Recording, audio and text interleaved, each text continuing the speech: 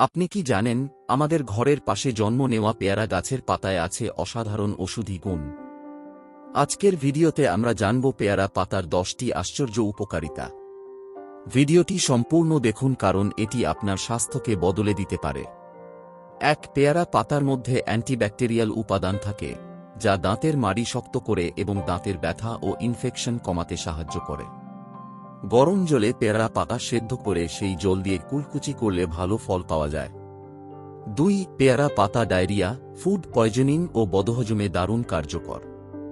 2 থেকে 3টা পাতা জলে ফুটিয়ে খালি পেটে খেলে পেটের সমস্যা কমে। পেয়ারা পাতা ডায়াবেটিস রোগীদের জন্য উপকারী। এটি রক্তে গ্লুকোজের মাত্রা কমাতে সাহায্য করে।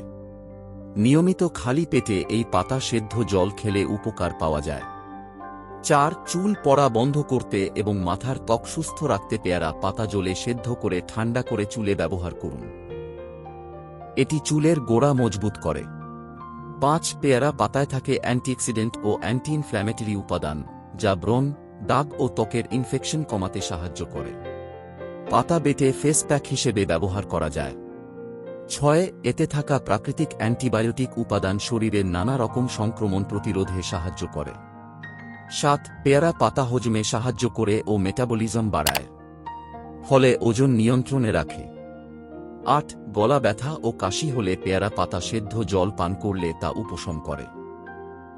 মেয়েদের মাসিকের সময় পেটে ব্যথা হলে এই পাতার চা পান করলে অনেকটা আরাম মেলে।